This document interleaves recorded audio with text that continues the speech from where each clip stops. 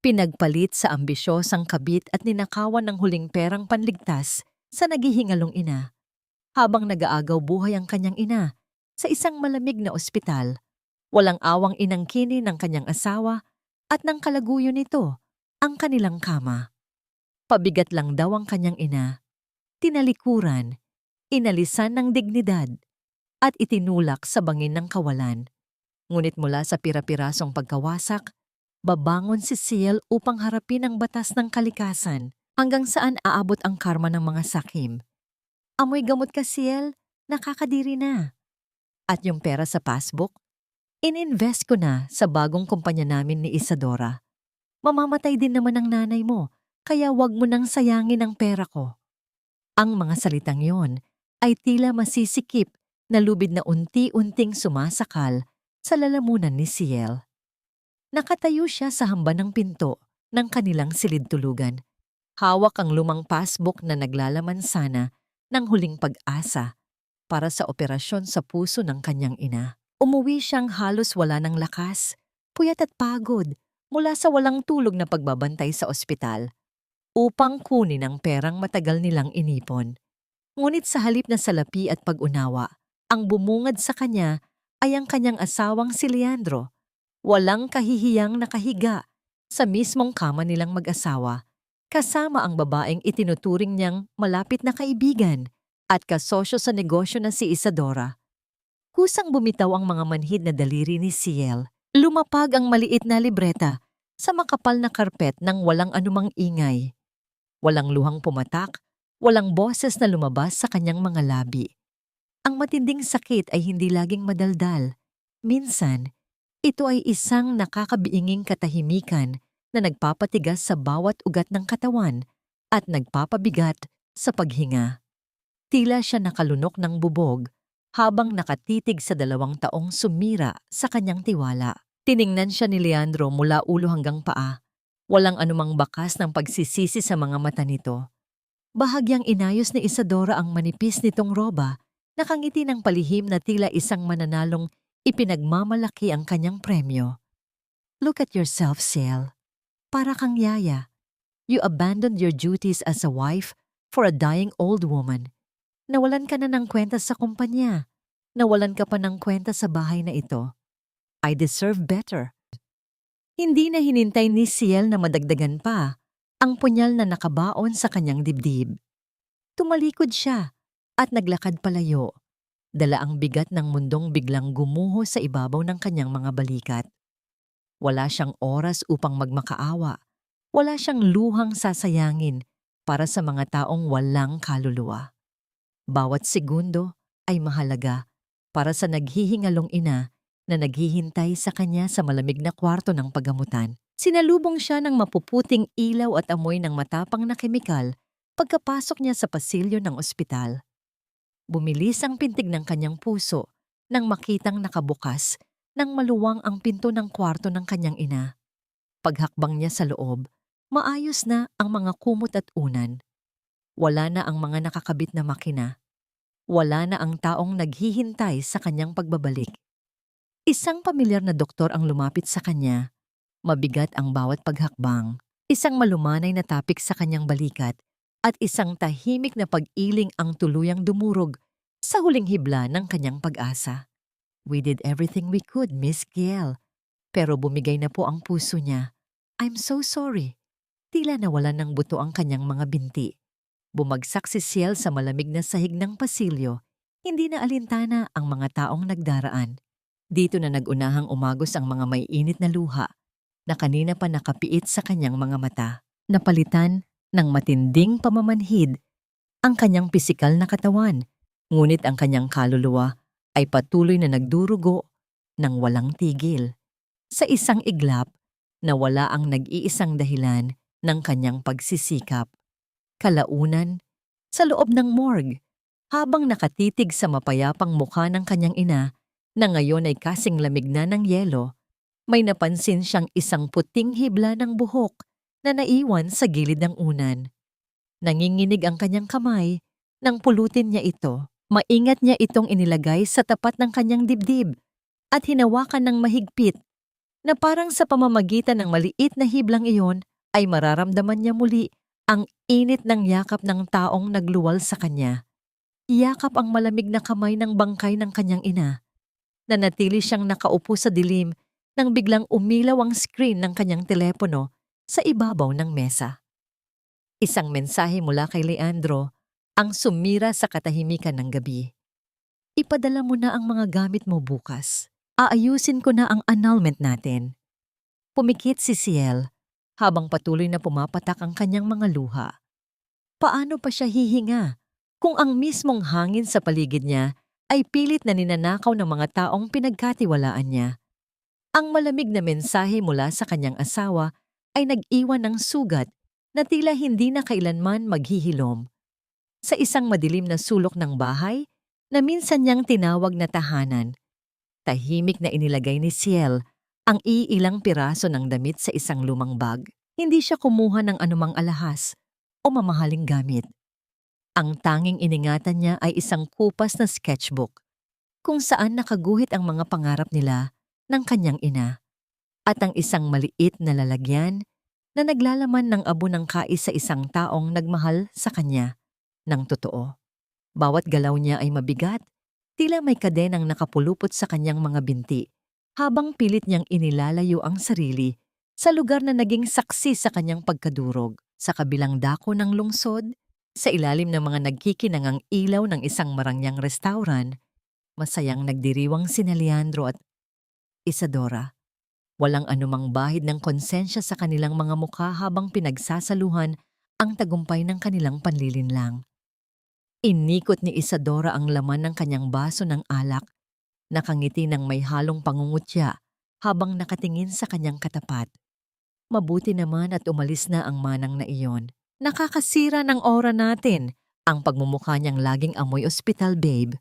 Now, we can finally focus on our future without any dead weight. Tumango lamang si Leandro, puno ng pagmamalaki at kayabangan. Tila isang malaking tinik ang nabunot sa kanyang lalamunan nang tuluyang talikuran ang asawang labis na nagsakripisyo para sa kanya. Habang nagpapakasarap ang dalawa, nakaupo si Ciel sa isang malamig na upuang bakal ng isang pampasaherong barko sa gitna ng karagatan. Niyakap niya ng mahigpit ang urn ng kanyang ina. Ginagawa itong pananggalang sa matinding lamig ng hanging pandagat na patuloy na humahampas sa kanyang nanginginig na katawan.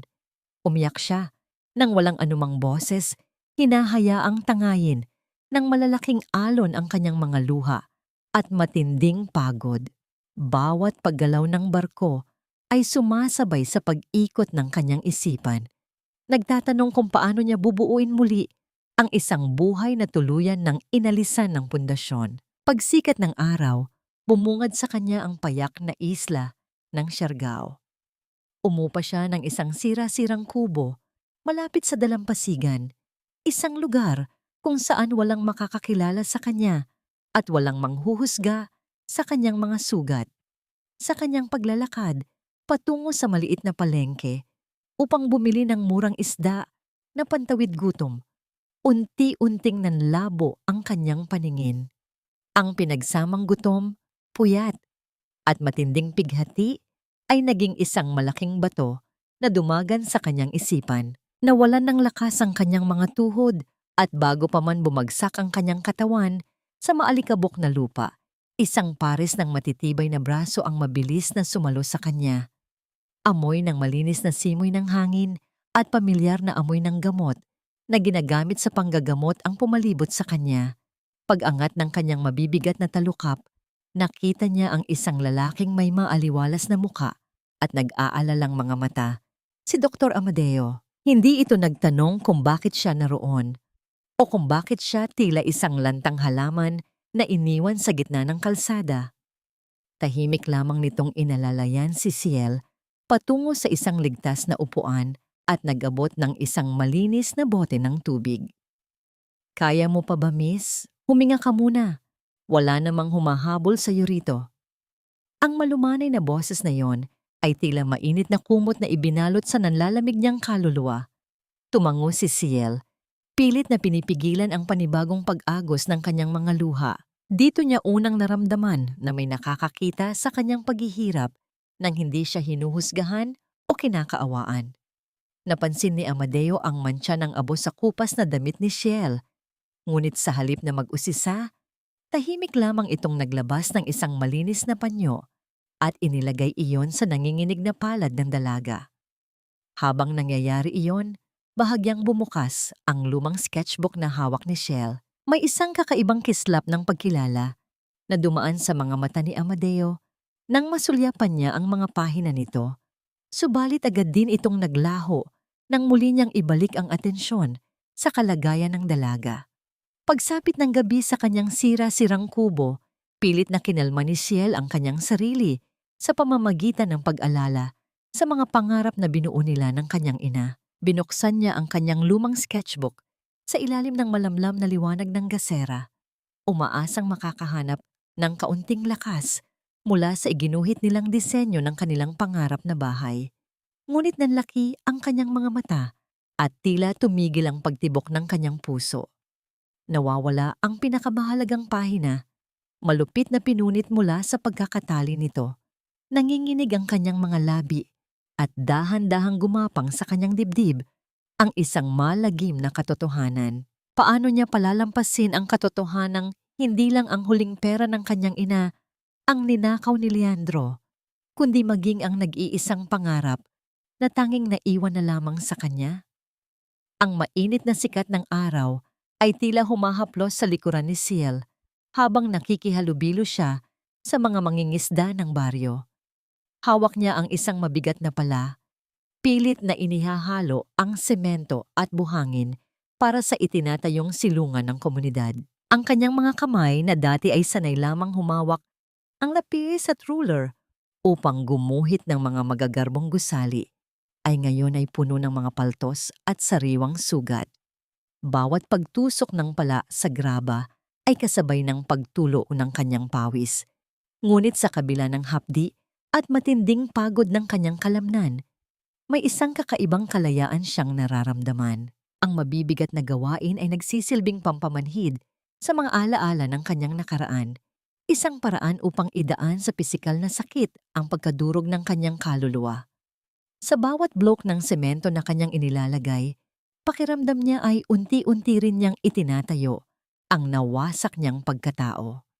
Habang nagpapawis si Ciel sa ilalim ng araw, isang malamig at marangyang silid sa Cebu ang nililiwanagan ng isang malaking screen mula sa projector. Nakatayo si Leandro sa harap ng mahabang mesa, bakas ang labis na pagmamalaki sa kanyang mukha habang ipinapakita ang disenyo ng isang bago at eksklusibong eco-resort na itatayo sa tabing dagat. Ito ang mismong pahinang malupit niyang pinunit mula sa sketchbook ng kanyang asawa bago niya ito ipagtabuyan. Nakadekwatro si Isadora sa isang mamahaling upuan, humihigop ng kape, habang pinagmamasdan ang iginuhit na pangarap na hindi sa kanila. Ang galing mo talaga, Leandro. This design will definitely put our new company on the map. Siguradong maglalaway ang mga investors natin. Tumango si Leandro, inangkin ang lahat ng papuri para sa isang obrang hindi nagmula sa kanyang sariling utak at pawis. Sa labas ng salamin ng kanilang opisina, walang nakakapansin sa isang lalaking nakasuot ng simpleng sombrero na nagpapanggap na customer, tahimik na kinukuhanan ng litrato, ang mga dokumentong nakakalat sa mesa ng sekretarya, nangangalap ng mga patunay para sa isang mas malaking katotohanan na malapit ng sumabog. Pagsapit ng dapit hapon sa Siargao, naramdaman ni Ciel ang matinding hapdi mula sa mga nagdurugong paltos sa kanyang mga palad. Papunta sana siya sa poso upang hugasan ang mga ito nang humarang ang isang pamilyar na bulto. Si Dr. Amadeo. Walang sinabi ang lalaki. Tiningnan lamang nito ang namumulang mga kamay ng dalaga nang may halong matinding pag-aalala. Hinawakan niya ang pulso ni Ciel ng buong pag-iingat. Tila ba hawak niya ang isang marupok na baso na madaling mabasag kung hihigpitan niya ang kanyang hawak. Dinala siya ni Amadeo sa maliit na upuan sa labas ng klinika at tahimik na kumuha ng malinis na tubig at gamot. Ang malamig na pamahid ay dahan-dahang idinampi ng doktor sa mga sugat ni Ciel. Sa bawat haplos ng daliri ni Amadeo, pumikit si Ciel. Naramdaman niya ang isang banayad na init na gumagapang sa kanyang dibdib. Isang pag-aalaga na matagal na niyang hinahanap, ngunit ipinagkait sa kanya ng taong dapat sana ay nagbibigay nito. Walang mali siya sa mga mata ng doktor, tanging dalisay na paggalang at kagustuhang mapagaan ang kanyang dalahin. Bago pa man tuluyang magpaalam si Amadeo, matapos gamutin ang kanyang mga kamay, lumapit ang isang matandang babae mula sa baryo na may dalang isang mangkok ng umuusok na sabaw ng isda. Iniabot nito ang mangkok kay Ciel. Ang mga mata ay puno ng pasasalamat para sa tulong ng dalaga sa paggawa ng kanilang silungan para sa darating na tag-ulan. Kainin mo ito, iha, para magkaroon ka ng lakas. Maraming salamat sa tulong mo sa amin. Nang langhapin ni Ciel ang amoy ng simpleng ulam, nag-init ang sulok ng kanyang mga mata. Naalala niya ang kanyang yumaong ina na palaging naghahanda ng mainit na sabaw tuwing siya ay umuuwing pagod mula sa trabaho noong sila ay nagsisimula pa lamang. Tinanggap niya ito ng may mabigat na lalamunan ngunit may magaan na puso. Sa lugar na ito kung saan wala siyang kakilala at wala siyang maipagmamalaking yaman, natagpuan niya ang isang pamilyang handang yumakap sa kanyang mga sugat. Nang lumbong na ang dilim sa buong isla at naiwan na siyang mag-isa, umupo si Ciel sa sahig ng kanyang maliit na kubo. Upang labanan ang nakakabinging katahimikan ng gabi na nagdadala ng kalungkutan, binuksan niya ang isang pinaglumaang radyo na iniwan ng may-ari ng bahay. Habang inaayos niya ang pihitan upang humanap ng musika, isang boses ang umalingaw-ngaw sa apat na sulok ng kanyang kwarto. Isang boses na hinding-hindi niya makakalimutan kahit ilang taon pa ang lumipas. This masterpiece, this eco-resort, is born out of our passion for sustainable architecture. Kami ni Leandro ang nag-design nito mula sa simula. Ang tinig ni Isadora ay kasing talim ng patalim na direktang tumusok sa naghihilom na sanang puso ni Ciel. Napatigil siya sa paghinga, napatitig sa kawalan. Ang disenyong ipinagmamalaki ng babaeng umagaw sa kanyang asawa sa pambansang radyo ay ang mismong pangarap na ginuhit niya gamit ang sariling imahinasyon at pagmamahal para sa inang hindi na kailanman masisilayan ito. Mahigpit niyang naikuyom ang kanyang nakabandang mga palad, pilit na iniisip kung paano niya lalabanan ang isang nakaraan na hindi lang sumira sa kanyang kahapon, kundi patuloy na nagnanakaw maging sa kanyang kinabukasan. Nanginginig ang buong katawan ni Ciel habang pinihit niya ang lumang pihitan ng radyo upang patayin ang boses na dumudurog sa kanyang pagkatao. Bumalik ang nakakabinging katahimikan sa loob ng maliit na kubo.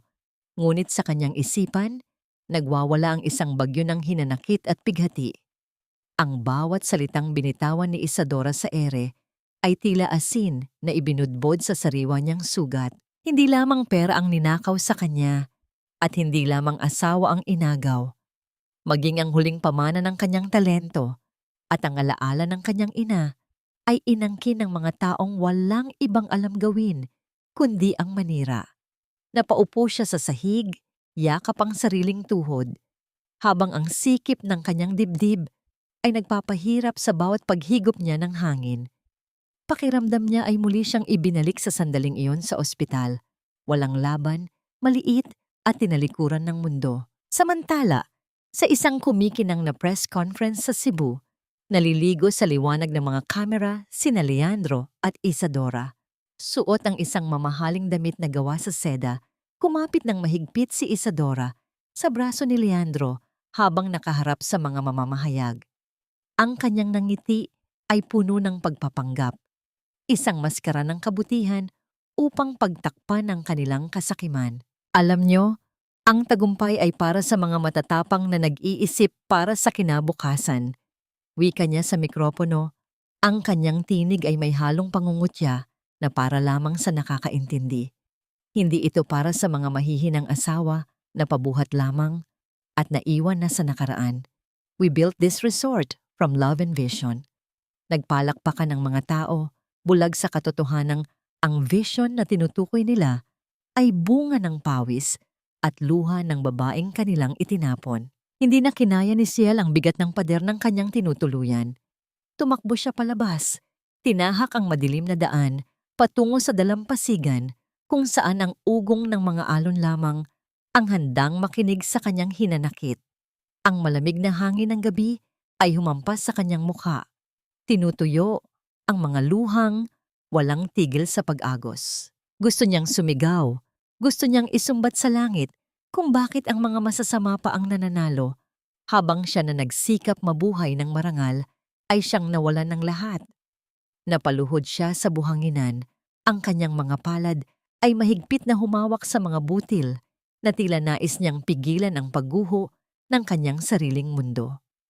Mula sa di kalayuan, isang tahimik na anino ang sumunod sa kanya. Nakita ni Amadeo ang pagbagsak ng balikat ng dalaga, ang pagyanig ng katawan nito sa bawat hikbi. Hindi siya agad lumapit upang bigyan ito ng espasyo, isang respeto sa pribadong pagluluksa ni Ciel. Ngunit nang magsimulang pumatak ang pinong ambon mula sa madilim na kalangitan, dahan-dahan siyang lumapit. Binuksan niya ang isang malapad na payong at walang imik na pinayungan si Ciel. Hindi niya ito pinilit na tumayo o tumahan. Nanatili lamang siya sa tabi nito, isang matibay na haligi sa gitna ng unos. Nang maramdaman ni Ciel na hindi na siya nababasa ng ulan, dahan-dahan siyang nag-angat ng tingin. Nakita niya ang maamong mukha ng doktor. Hindi nakatingin sa kanya ng may awa, kundi may pag-unawa. Ang pangarap na ninakaw, kaya pang iguhit muli, Ciel. Malumanay na basag ni Amadeo sa katahimikan. Ang kanyang boses ay mas mainam pa kaysa sa anumang gamot. Pero ang konsensyang ibinenta kapalit ng pera at kasikatan, hindi na yon kailanman mababawi. May kung anong kumalas sa dibdib ni Ciel. Ang mga salitang iyon ay tumapos sa kanyang pagtatanong. Pinunasan niya ang kanyang muka gamit ang likod ng kanyang palad at tumayo. Mula sa kanyang bag, inilabas ni Amadeo ang isang bagay na hindi inaasahan ni Ciel, isang bago at malinis na sketchbook. Iniabot niya ito sa dalaga. Walang laman ang mga pahina, puti at malinis, naghihintay ng bagong simula na walang bahid ng nakaraan. Nang abutin ito ni Ciel, nagdampi ang kanilang mga daliri. At sa pagkakataong ito, hindi nalamig ang kanyang naramdaman, kundi ang init ng pag-asa. Napagtanto niyang hindi niya kailangang bawiin ang luma. Kaya niyang lumikha ng bago at mas maganda. Sa kabilang banda, sa pribadong opisina ni Leandro, matapos ang kasiyahan, nawala ang nangiti sa kanyang mga labi nang sagutin niya ang isang tawag mula sa bangko. Namutla siya habang pinakikinggan ang nasa kabilang linya. Ang perang ninakaw niya kay Ciel at ang mga investment na nakuha ni Isadora ay mabilis na nauubos dahil sa luho at pagpapadali ng konstruksyon. Sir, we are over the budget. Hindi aaabot ang pondo para sa high-grade steel na kailangan para sa glass wing ng resort. Paliwanag ng kanyang accountant. Ibinaba ni Leandro ang telepono. Ang noo ay kunot na kunot sa stress at takot na mapahiya. Tinawagan niya ang head engineer ng proyekto. Ang kanyang boses ay nanginginig sa desperasyon at kasakiman. Listen to me, mariin niyang utos, habang tinatanaw ang maulap na langit sa labas ng bintana. Mag-cost cutting tayo. Bawasan niyo ang bakal sa pundasyon at sa bubong. Hindi naman nila makikita yan kapag natakpan na ng semento at pintura. Ang mahalaga, matapos natin ang resort bago ang bagyo. Sa utos na yon, nilagdaan ni Leandro hindi lamang ang pagkasira ng kanyang proyekto, kundi pati na rin ang kapahamakan ng mga inosenteng buhay na magtitiwala sa kanyang huwad na kastilyo. Sa ilalim ng maaliwalas na kalangitan ng Siargao, tila nakalimutan ng mundo ang bagsik ng oras. Nasa bubungan ng maliit na klinika si Ciel kasama si Amadeo. Nagtutulungan upang palitan ang mga anay na kahoy at kalawangin na yero. Ang init ng araw ay dumadampi sa kanilang mga balat, ngunit sa halip na magreklamo, naramdaman ni Ciel ang isang uri ng pagkakontento na hindi niya natagpuan sa mga air-conditioned na opisina ng syudad. Nang sabay nilang abutin ang hawakan ng martilyo na nakatong sa gitna nila, nagdampi ang kanilang mga daliri. Sa sandaling iyon, tila tumigil ang pag-ikot ng mundo. Isang hindi maipaliwanag na init ang dumaloy mula sa magaspang na palad ng doktor patungo sa nanlalamig na puso ni Ciel. Agad siyang napabitaw, naramdaman ang pamumula ng kanyang mga pisngi na hindi dulot ng araw, kundi ng isang damdaming matagal na niyang ibinaon. Tumingin siya kay Amadeo at nakita ang isang tipid, ngunit tapat na ngiti. Isang ngiti na walang halong mali siya, kundi puno ng respeto at paghanga. Sa kauna-unahang pagkakataon, matapos ang mahabang panahon, naramdaman ni Ciel na siya ay isang babaeng pinahahalagahan, hindi dahil sa kanyang titulo o yaman, kundi dahil siya ay siya. Samantala, sa loob ng marangyang opisina ng Ethera sa Cebu, ang hangin ay kasing lamig ng yelo, ngunit ang tensyon ay nag-aapoy. Padabog na ibinagsak ni Isadora ang isang makapal na folder sa mesa. Ang tunog ng pagtama ng papel sa salamin ay umalingaw-ngaw sa buong kwarto. Namumula ang kanyang mukha sa galit habang dinuduro si Leandro na nakayuko sa kanyang harapan. "Are you stupid, Leandro? Ang daming reklamo ng mga trabahador. The cement mixture is too weak at may mga bitak na agad ang mga pader kahit hindi pa tapos ang finishing." Sigaw niya. Ang kanyang boses ay nanginginig sa inis. Kapag nalaman ito ng mga investors, tayo ang malalagot. "I told you to cut costs, not to build a death trap." Tumingin si Leandro sa kanya, pagod at puno ng takot, ngunit wala siyang lakas na sumagot. Alam niyang siya ang nagbigay ng utos, ngunit ang makita ang babaeng ipinalit niya kay Ciel na nagwawala at sinisisi siya sa lahat ay isang mapait na pildoras na kailangan niyang lunukin.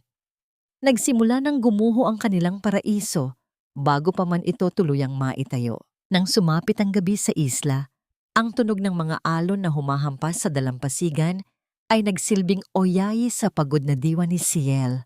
Nakaupo sila ni Amadeo sa buhanginan, pinapanood ang pagkinang ng mga bituin na tila mga diamanteng isinabog sa madilim na kumot ng langit. Sa katahimikan ng gabi, binasag ni Amadeo ang hangin sa pamamagitan ng pagbabahagi ng kanyang nakaraan. Ikinuwento niya ang pagkamatay ng kanyang ama na nagtulak sa kanya upang piliin ang simpleng buhay sa probinsya kaysa sa karangyaan ng Maynila. Sabi ni Papa, ang tunay na yaman ay hindi ang dami ng pasyenteng nagbabayad ng malaki, kundi ang dami ng taong natulungan mong huminga ng maluwag. Malumanay niyang wika. Naramdaman ni Ciel ang bigat ng bawat salita. At nang hindi namamalayan, dahan-dahan niyang inihilig ang kanyang ulo sa balikat ng doktor. Ang matibay na balikat na yon ay naging sandigan ng kanyang pagod na kaluluwa. Sa ilalim ng liwanag ng buwan, napansin ni Amadeo ang ilang hibla ng buhok ni Ciel na nililipad ng hangin at tumatakip sa mukha nito. Dahan-dahan, tila natatakot na basagin ang mahika ng sandaling iyon. Inangat niya ang kanyang kamay at maingat na inilagay ang mga takas na buhok sa likod ng tainga ng dalaga. Nagtama ang kanilang mga paningin. Walang salitang namutawi, ngunit ang kanilang mga mata ay nag-usap sa isang lengguwahe na puso lamang ang nakakaintindi. Ito ay hindi ang nagniningas at mapusok na pag-ibig na nakakasunog. Ito ay ang uri ng pag-ibig na payapa, ligtas, at nagpapahilom. Ngunit ang kapayapaan ay sadyang mailap. Napansin ni Ciel ang mga matatanda sa baryo na nakatingin sa silangan. Ang kanilang mga muka ay puno ng pangamba habang itinuturo ang mga kakaibang itim na ulap na namumuo sa abot-tanaw. Ang hangin na kanina ay banayad ay biglang naging malamig at matalim. Pumasok sila sa loob ng bahay kung saan nakabukas ang lumang telebisyon ng kapitan ng barangay. Biglang naputol ang masayang palabas at napalitan ito ng isang seryosong babala. Ang kulay pulang background sa screen ay naghatid ng kilabot sa lahat. Isang emergency weather bulletin. Ang bagyong Yolanda ay lumakas at naging isang super typhoon. Ito ay tinatayang tatama sa kalupaan ng Siargao at Cebu Sa loob ng wala pang 24 na oras, pinapayuhan ang lahat na lumikas at maghanda. Nanlamig ang buong katawan ni Ciel habang nakatitig sa screen. Ang bagyo ay paparating at ito ay walang sasantuhin. Hindi ang mga dukha sa isla at lalong hindi ang mga mapagmataas sa syudad. Ang mabigat na hangin sa Siargao ay tila nagbabadya ng isang paparating na dilubyo. Wala nang sinayang na sandali si Ciel. Sa ilalim ng nagdidilim na kalangitan, pinangunahan niya ang mga kalalakihan at kababaihan ng baryo sa pagpapatibay ng kanilang mga tahanan. Hindi na siya ang arkitektong nakaupo sa malamig na opisina at gumuguhit ng mga magagarbong gusali. Siya ngayon ay isang mandirigma ng kaligtasan gamit ang kanyang talino at karanasan. Itinuro niya sa mga mangingisda kung paano itali ng tama ang mga lumang gulong sa bubungan at kung paano ayusin ang mga sako ng buhangin upang magsilbing panangga sa hangin. Bawat kilos niya ay may kasiguraduhan at ang kanyang pawis ay humahalo sa alikabok ng lupa. Ang diwa ng bayanihan ay buhay na buhay sa bawat pag-aabot ng martilyo at pako, isang mainit na yakap sa gitna ng malamig na takot na bumabalot sa isla. Samantala, sa kabilang dako ng dagat, sa loob ng Marangyang Eco Resort sa Cebu, ibang klaseng paghahanda ang nagaganap. Ang tunog ng mga kopang nagtatamaan at ang halakhakan ng mga bisita ay pilit na tinatabunan ng balita sa telebisyon tungkol sa bagyo. Nakatayo si Isadora sa gitna ng bulwagan, suot ang isang kumikinang na gown habang kinakausap ang mga staff ng may halong irita. Don't cancel the grand opening just because of some rain. Sayang ang pera ng mga VIP guests at investors. Matibay ang gawa namin, unlike those cheap huts in the province. Ang kanyang boses ay puno ng kayabangan, tila hinahamon ang kalikasan. Sa kanyang tabi, tahimik na lumalagok ng alak si Leandro. Pilit na nilulunod ang kaba sa kanyang dibdib habang pinagmamasdan ang malalaking salamin ng resort na nanginginig sa bawat ihip ng hangin. Bumalik ang eksena sa Siargao kung saan nabala si Doktor Amadeo sa paglilikas ng mga may sakit at matatanda patungo sa pinakamatibay na istruktura sa baryo, ang mismong evacuation center na dinisenyo at pinagtulungang itayo ni Ciel at ng mga residente. Habang buhat-buhat niya ang isang pilay na lolo, hindi niya mapigilang mapatingin kay Ciel. Nakita niya ang babaeng minsan ay durog at luhaan, ngayon ay nakatayo, nang matuwid sa gitna ng hangin. Sumisigaw ng mga instruksyon upang masigurong walang maiiwang butas ang kanilang depensa. Sa mga mata ni Amadeo, si Ciel ay hindi na isang biktima. Siya ay isang haligi ng katatagan na mas matibay pa sa anumang semento. Sa opisina ng resort sa Cebu, isang tensyonadong komprontasyon ang nagaganap. Ang chief engineer, na basang-basa ng pawis at takot, ay humarap kay Leandro. Sir, kailangan nating paalisin ang mga tao sa glass wing. The steel reinforcement isn't enough to hold the wind pressure. Kapag humampas ang mata ng bagyo, babagsak yan. Ngunit sa halip na makinig, nanaig ang ego at takot ni Leandro kay Isadora. I am the owner here. At sinasabi ko sa iyong matibay, yan. Get out. You're fired. Sigaw ni Leandro. Pinili ang kanyang pride kaysa sa kaligtasan ng nakararami. Ang pinto ay marahas na isinara sa mukha ng engineer, kasabay ng pagkulog ng langit na tila nagbabadya ng isang hatol. Sa Siargao, nagsimula nang bumagsak ang unang mabibigat na patak ng ulan. Ang tunog nito sa yero ay tila libu-libong maliliit na bato na ibinabato ng langit. Pumasok sina Ciel at Amadeo sa loob ng evacuation center kasama ang huling grupo ng mga pamilya. Bago tuluyang isara ang mabigat na pintuan, naramdaman ni Ciel ang panginginig ng kanyang mga tuhod. Ang takot na kanina pa niya itinatago ay nagbadyang kumawala. Ngunit bago pa man siya tuluyang panghinaan ng loob, naramdaman niya ang isang mainit at magaspang na palad na humawak sa kanyang kamay. Tumingala siya at nakita si Amadeo. Ang mga mata ng doktor ay puno ng kasiguraduhan sa gitna ng dilim. Ligtas ka sa piling ko, Ciel. Bulong nito. Ang boses ay sapat lang upang marinig niya sa kabila ng ugong ng hangin sa labas. Huwag kang bibitaw. Nandito ako. Napahigpit ang hawak ni Shell. Sa sandaling iyon, ang init ng kamay ni Amadeo ay naging anchor niya sa gitna ng nagngangalit na karagatan. Ang tibok ng kanyang puso ay dahan-dahang kumalma, sumabay sa ritmo ng paghinga ng lalaking nasa kanyang tabi. Biglang namatay ang lahat ng ilaw sa buong rehiyon.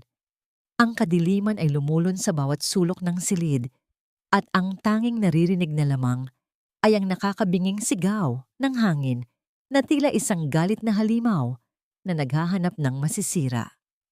Ang super typhoon ay dumating na at wala nang sino mang makakatakas sa kanyang bagsik. Sa labas ng evacuation center sa Siargao, ang hangin ay tila isang galit na higanting nagpupumilit na gibain ang bawat pader na kanyang madaanan. Ang buong isla ay nilamon ng dilim at nang walang humpay na ragasan ng ulan na tila mga latigong humahampas sa bubungan. Sa loob, siksikan ang mga tao, yakap ang kanilang mga anak at nagdarasal ng pabulong. Ramdam ni Chel ang pagyanig ng lupa sa bawat pagbugso ng bagyo, ngunit nanatiling nakatayo ang mga haliging kawayan at sementong kanyang pinagtibay kasama ang mga mangingisda. Ang istrukturang ito na binuo mula sa pawis, pagtutulungan at purong intensyon ay ngayon nagsisilbing kuta laban sa bagsik ng kalikasan.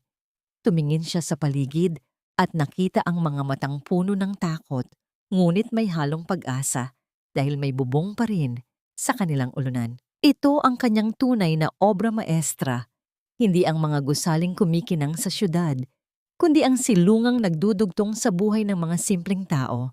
Samantala, sa kabilang ibayo ng dagat, sa Marangyang Eco Resort sa Cebu, ang karangyaan ay mabilis na napalitan ng kaguluhan.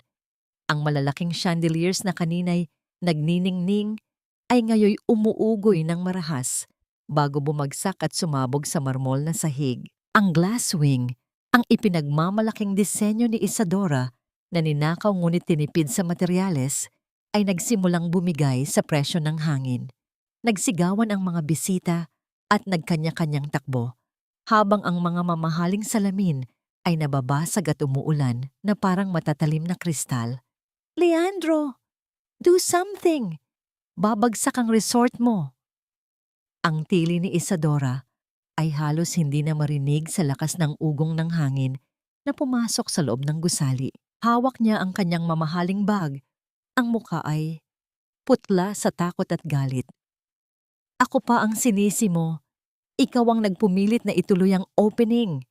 Ganting sigaw ni Leandro habang pilit na iniiwasan ang mga nagliliparang palamuti. Sa gitna ng panganib, lumabas ang tunay na kulay ng kanilang pagsasama. Walang pag-aalaga, walang pagmamahal, kundi panisihan at sariling kaligtasan. Tinulak ni Isadora ang isang waiter na humarang sa kanyang dadaanan at tumakbo palabas ng gumuguhong Grand Hall. Iniwan si Leandro na nag-iisa sa gitna ng kanyang imperyong unti-unting nagiging abo. Bumalik sa Siargao, ang lamig ay nagsimulang sumuot sa mga siwang ng dingding. Nakita ni Amadeo na nanginginig ang mga balikat ni Shell habang nakaupo sa isang sulok, pagod na pagod sa pag-aasikaso sa mga bata. Walang salita. Lumapit ang doktor at umupo sa tabi ng dalaga. Hinubad niya ang kanyang jacket at ibinalot ito sa nanlalamig na katawan ni Ciel.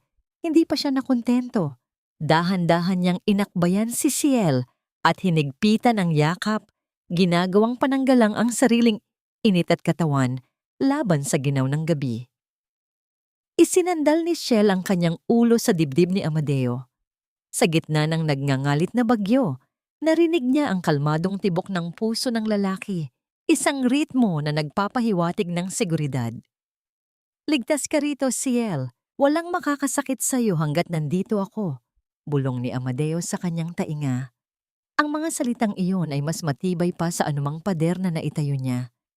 Pumikit si Ciel at sa unang pagkakataon, naramdaman niyang hindi niya kailangang maging matapang mag-isa. Sa Cebu, Ang karma ay dumating ng may bigat na hindi matatatakasan. Habang ang ibang staff ay nakalabas na, bumalik si Leandro sa kanyang opisina upang subukang buksan ang vault na naglalaman ng mga nakaw na pera at dokumento. Ngunit ang pundasyon ng gusali na tinipid niya sa bakal ay tuluyan ng bumigay. Ang kisame ay gumuho. Isang malaking tipak ng semento at bakal ang bumagsak at dumagan sa kanyang mga binti. Ikinukulong siya sa ilalim ng bigat ng kanyang sariling kapabayaan at kasakiman. Sumigaw siya sa sakit at humingi ng tulong, ngunit ang kanyang boses ay nilamon ng hangin. Walang Isadora na bumalik para sa kanya. Walang empleyadong nagmalasakit. Siya ay naiwan, duguan at hindi makagalaw habang pinapanood ang kanyang pangarap na gumuho sa kanyang harapan. Lumipas ang mahabang gabi at unti-unting humupa ang galit ng langit. Sa Siargao, dahan-dahang binuksan ni Ciel ang pinto ng evacuation center. Ang unang sinag ng araw ay tumama sa kanyang mukha. Bagamat maraming puno ang nabuwal at may mga yero na nilipad, ang mga bahay na kanilang pinagtibay ay nanatiling nakatayo. Ligtas ang lahat. Nadyakapan ang mga magkakapitbahay, luhaan sa tuwa dahil sa kanilang kaligtasan. Ngunit ang katahimikan ng tagumpay ay binasag ng isang balita mula sa portable radio na hawak ng kapitan ng barangay. Ang tinig ng news anchor ay seryoso at mabigat. Isang malagim na trahedya sa Cebu. Ang sikat at bagong bukas na Ethera Eco Resort ay halos patagin ng bagyo dahil sa structural collapse. Maraming sugatan. At ang may-ari na si Architect Leandro Arriaga ay kasalukuyang nawawala sa ilalim ng guho. Napatingin si Ciel sa radyo. Ang kanyang puso ay kumabog ng mabilis, hindi dahil sa pag-aalala para sa lalaking nanloko sa kanya, kundi sa pagkamangha sa bilis ng hustisya ng tadhana. Ang kastilyong itinayo sa buhangin at kasinungalingan ay tuluyan ng inaanod ng dagat. Mabilis na kumalat ang balita na parang apoy na tumutupok sa tuyong damuhan. Sa paghupa ng bagyo, sumikat ang araw upang ilantad ang dalawang magkaibang katotohanan. Ang Marangyang Eco Resort sa Cebu na ipinagmalaki ni Leandro at Isadora bilang simbolo ng kinabukasan ay naging isang malawak na sementeryo ng mga pangarap at bakal.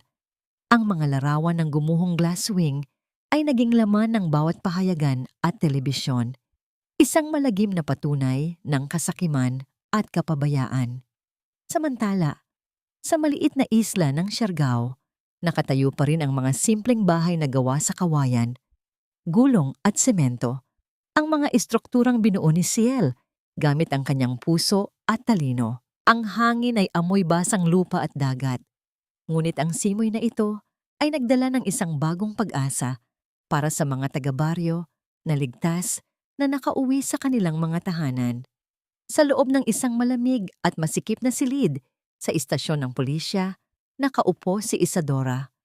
Wala na ang kanyang mamahaling alahas, gulo-gulo ang kanyang buhok, at ang kanyang mukha na dati ay puno ng makapal na pampaganda ay ngayon ay mugto at puno ng dungis.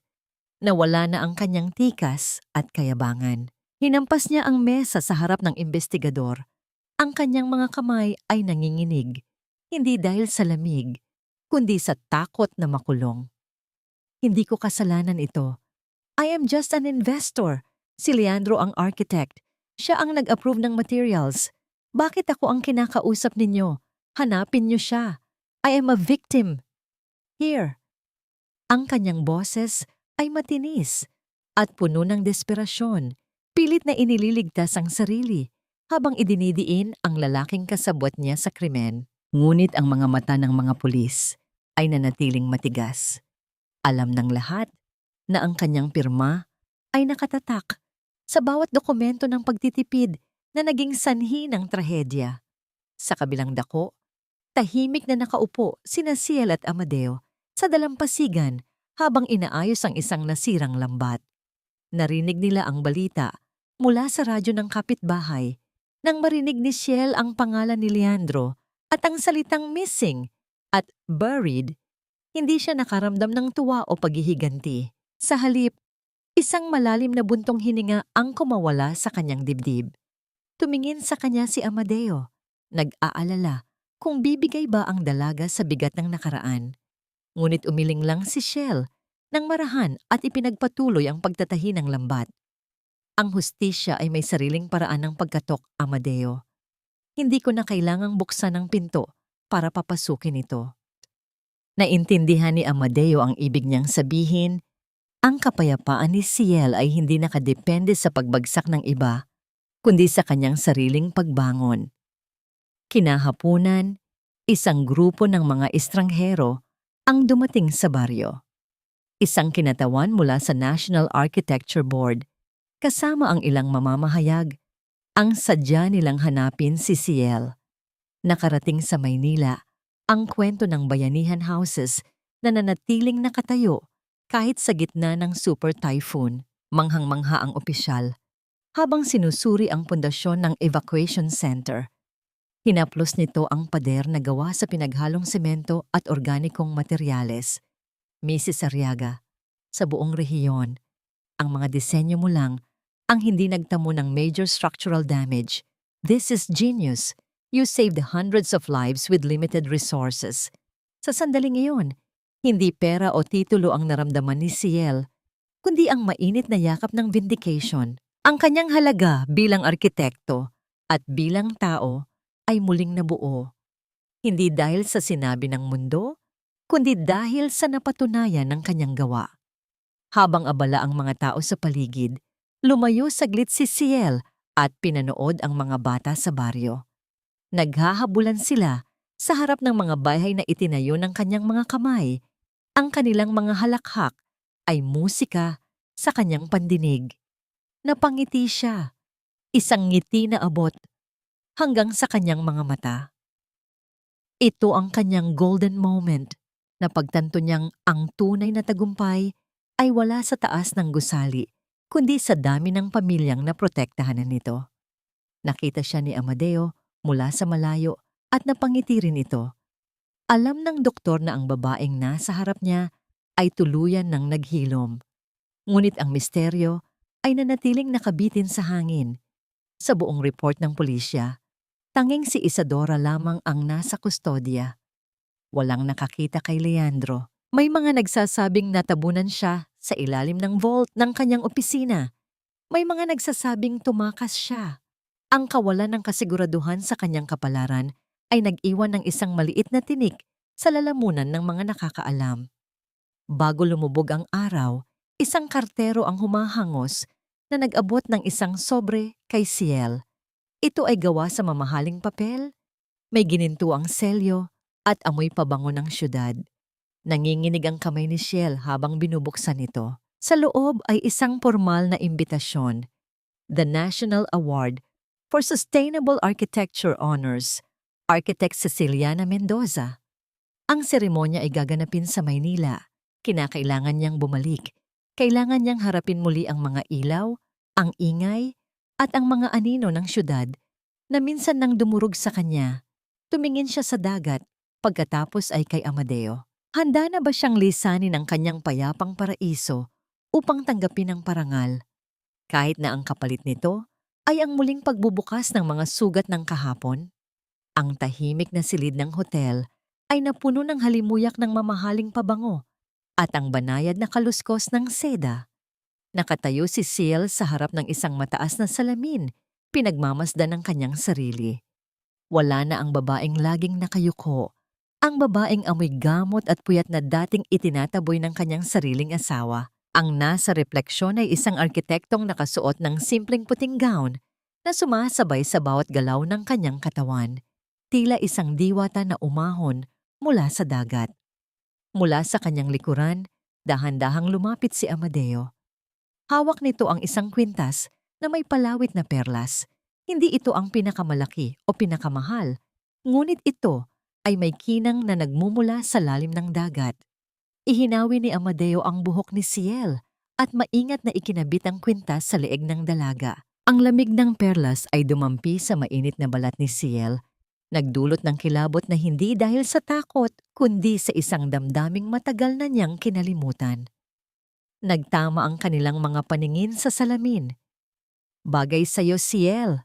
Malumanay na wika ni Amadeo, ang kanyang boses ay puno ng sinseridad.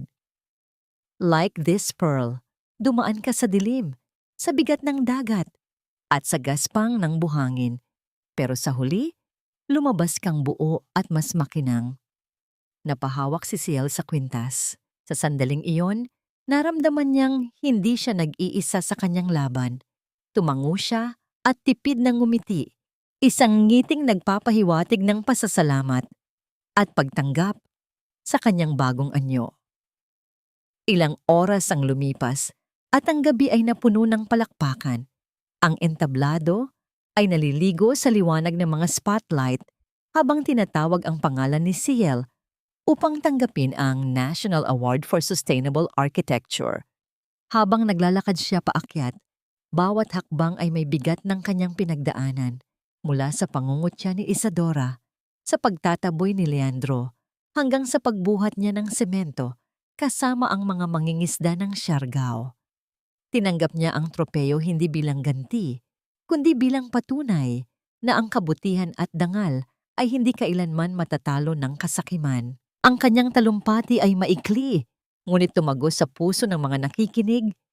Inaalay ang tagumpay sa kanyang ina at sa mga taong nawalan ng tahanan, ngunit hindi nawalan ng pag-asa. Samantala, sa labas ng Marangyang Bulwagan, sa madilim na sulok ng parking lot, nagtatago ang isang anino. Nakasandal sa pader si Leandro, marungis, payat, at may suot na gusgusing damit na malayo sa kanyang mga dating mamahaling Amerikana. Ang kanyang kanang binti ay may benda, at siya ay nakasaklay. Resulta ng pagguho ng kanyang sariling gusali. Ang kanyang mga mata ay malikot, puno ng takot at desperasyon. Habang pinagmamasdan ang mga pulis na nag-iikot sa paligid, wala na ang kanyang yabang.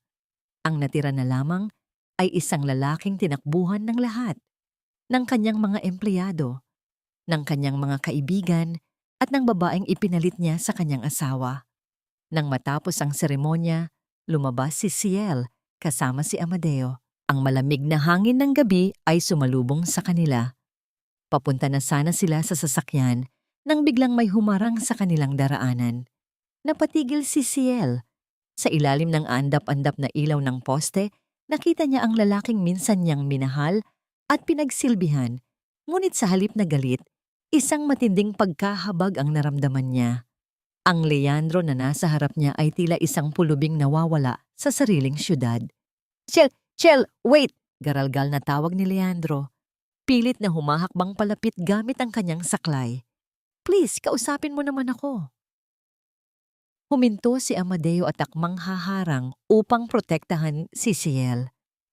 Ngunit dahan-dahang hinawakan ni Ciel ang braso ng doktor. Senyales na kaya niya itong harapin. Tinitigan niya si Leandro, ang mga mata nitong namumugto at ang nanginginig nitong mga kamay. Ano pa ang kailangan mo, Leandro? Ang tanong ni Ciel. Ang kanyang boses ay kalmado, walang bahid ng puot. Parang nakikipag-usap lamang siya sa isang estranghero. Lalong naging desperado si Leandro. Lumabas ang kanyang tunay na kulay, ang pagiging manipulatibo hanggang sa huli. Tulungan mo ako, Ciel. Asawa mo pa rin ako sa batas. Hinahabol ako ng mga pulis. Wala akong matuluyan. You have to help me. Lumuhod siya, hindi dahil sa pagsisisi, kundi dahil sa takot. Naligaw lang ako. Si Isadora. Ginayuman niya ako. Siya ang may kasalanan ng lahat. Siya ang nagtulak sa akin na nakawin ang pera ng nanay mo. I was a victim too, honey. Please, bigyan mo ako ng pera, kahit pangalis lang ng bansa. Sa sandaling iyon, tila may kung anong tuluyang naputol sa dibdib ni Ciel. Ang huling hibla ng sakit ay naglaho.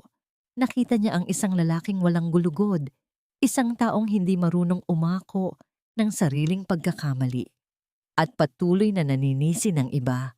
Hindi siya umiyak, hindi siya sumigaw.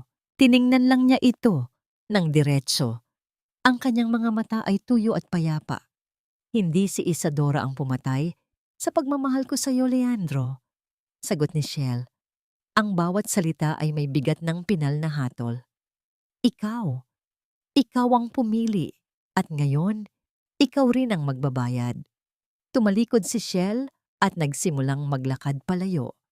Ang katahimikan ng kanyang pag-alis ay mas masakit pa kaysa sa anumang sampal. Ciel, huwag mo akong talikuran. Akin ang kalahati ng napanalunan mo. Asawa mo ako. Sigaw ni Leandro, pilit na tumatayo upang habulin ang asawa. Ngunit bago pa siya makahakbang, umalingaw-ngaw ang tunog ng sirena ng mga pulis. Nakita siya ng mga ito. Leandro Arriaga! Huwag kang kikilos! Sigaw ng isang opisyal. Sa labis na takot na makulong, nagpanik si Leandro.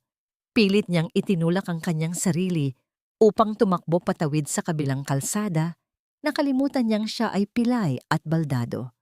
Ang kanyang saklay ay dumula sa basang semento. Nawalan siya ng balanse at bumagsak sa gitna ng daan. Sa isang iglap, ang liwanag ng headlights ng isang paparating na sasakyan ay lumamon sa kanyang anino. Mabilis ang pangyayari. Ang tunog ng preno na pilit na kumakapit sa kalsada ay binasag ang katahimikan ng gabi. Ngunit huli na ang lahat. Ang katawan ni Leandro ay tumilapon at bumagsak ng walang buhay sa malamig na aspalto.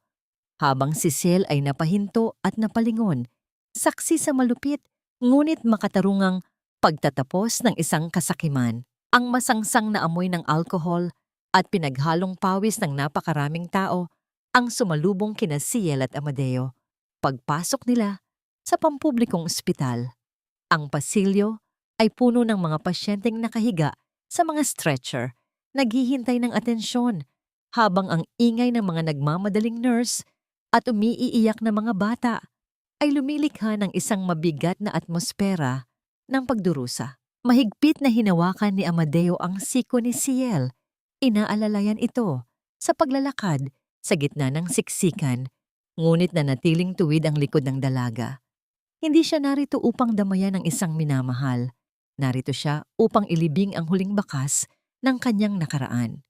Sa dulo ng ward, sa isang kama na pinaghihiwalay lamang ng manipis at maruming kurtina, nakaratay si Leandro.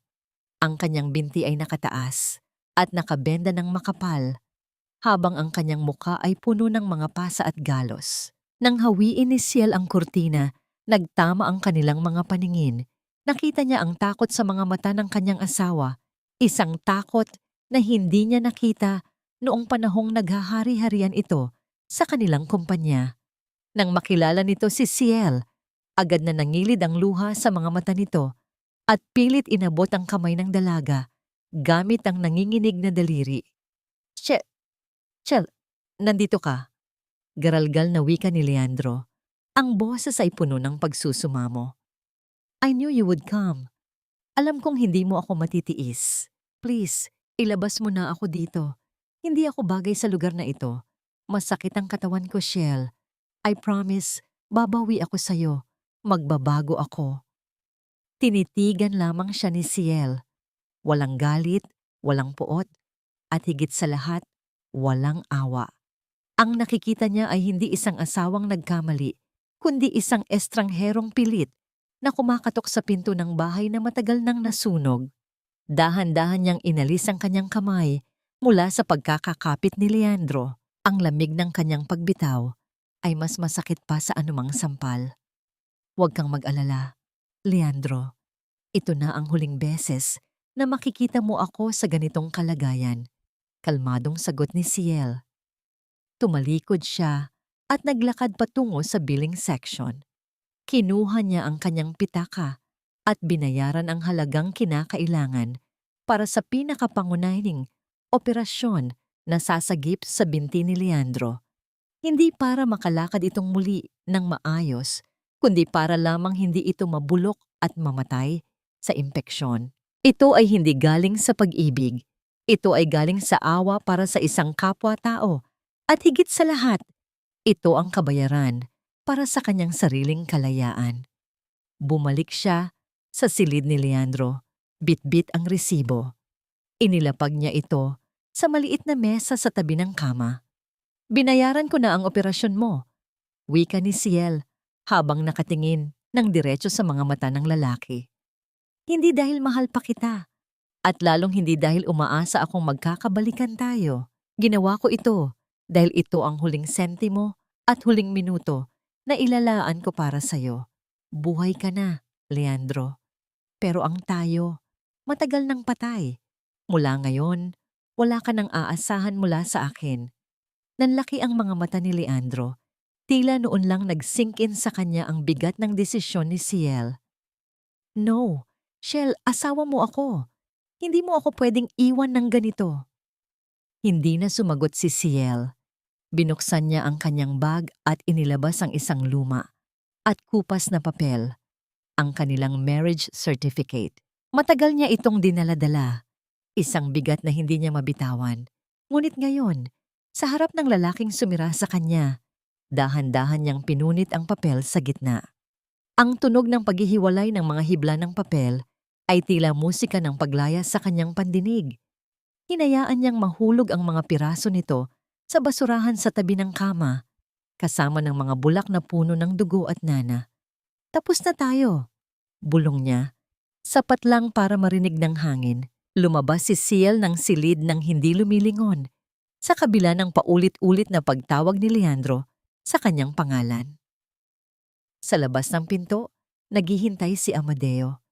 Nakita ng doktor ang paggaan ng mukha ni Ciel. Tila isang mabigat na kadena ang natanggal sa kanyang leeg. Walang tanong, walang paliwanag. Binuksan lamang ni Amadeo ang kanyang payong at inaya si Ciel palabas ng ospital. Habang naglalakad sila palayo, sumasabay ang banayad na patak ng ulan sa paghuhugas ng kalsada. Tahimik na nakasandal si Ciel sa balikat ni Amadeo sa loob ng taxi na maghahatid sa kanila sa pantalan. Nakatingin siya sa bintana. Pinapanood ang paglampas ng mga ilaw ng syudad na minsan ay naging mundo niya. Wala na ang sakit, wala na ang galit. Ang natira na lamang ay isang malawak na espasyo sa kanyang puso na handa ng lagyan ng mga bagong alaala. Sa gitna ng biyahe, isang tanong ang dahan-dahang namuo sa kanyang isipan, isang tanong na hindi nagdadala ng takot, kundi ng kapanabikan. Humarap siya sa direksyon ng dagat kung saan naghihintay ang Siargao. Handa na ba akong magtayo ng sarili kong tahanan, kung saan ako naman ang reyna? Ilang taon na ang lumipas. Ang mga pangalang Leandro at Isadora ay unti-unti nang nilamon ng limot, tila mga bakas sa buhanginan na binura ng alon ng panahon. Ayon sa huling balita, ang babaeng minsay reyna ng kasosyalan ay nananatili sa isang malamig na selda. Ang kanyang ganda ay nilanta ng rehas at pagsisisi. Ang lalaking minsang naghari sa mundo ng arkitektura ay nasa isang murang pasilidad para sa mga may kapansanan, pilay, walang yaman, at tuluyan ng iniwan ng lahat. Iyon ang naging wakas ng kanilang mga kwento. Isinara at tinuldukan ng batas ng kalikasan at ng tao. Sa Siargao, ang hangin ay amoy asin at kapayapaan.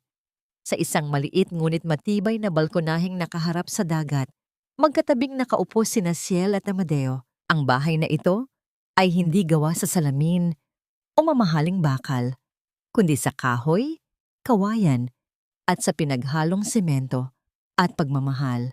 Ang sinag ng ginintuang dapit na hapon ay humahalik sa kanilang mga balat, habang ang banayad na tunog ng mga along humahampas sa dalampasigan ay nagsisilbing musika sa kanilang tahimik na paraiso. Hawak ni Amadeo ang isang tasa ng mainit na kape, habang si Ciela naman ay nakasandal sa kanyang balikat. Ang mga mata ay payapang nakapikit. Napatawad na ba niya? Oo, matagal na. Sa kanyang paghilom, natutunan ni Ciel na ang pagpapatawad ay hindi isang regalong ibinibigay sa taong nanakit sa iyo. Ito ay isang susi na ginamit niya upang buksan ang sarili niyang kulungan, upang palayain ang kanyang puso mula sa bigat ng galit at sakit. Ang pagpapatawad ang nagbigay sa kanya ng espasyo upang muling makahinga at makapagmahal. May kapayapaan na ba? Buong buo.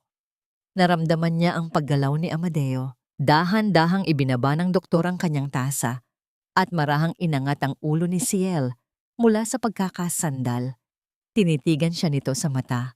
Isang tingin na puno ng paggalang, paghanga at wagas na pag-ibig.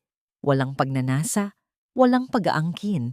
Dahan-dahan itong inilapit ang mga labi sa kanyang noo at nag-iwan ng isang halik na mas mainit pa sa sikat ng araw. Sa haplos na yon, naramdaman ni Ciel ang lahat, ang seguridad, ang pagiging buo, ang kapayapaan na matagal niyang inasam. Ito ang tahanan. Si Amadeo ang kanyang tahanan. Ngumiti si Ciel, isang ngiti na nagmumula sa kaibuturan ng kanyang kaluluwa. Tumingin siya sa papalubog na araw, sa walang hanggang abot tanaw ng karagatan, at sa kanyang isipan, buong-buo na niyang naintindihan ng lahat. Ang pinakamatibay na tahanan ay hindi ginagawa mula sa mamahaling semento o pinakamakapal na bakal. Ito ay itinayo mula sa isang pusong marunong bumangon mula sa pagkawasak. Ito ay pinapatibay ng mga haliging gawa sa pagpapatawad at pagtanggap. At ang bubong nito ay ang pagmamahal ng mga taong pinipiling manatili sa iyong tabi, umaraw man o bumagyo.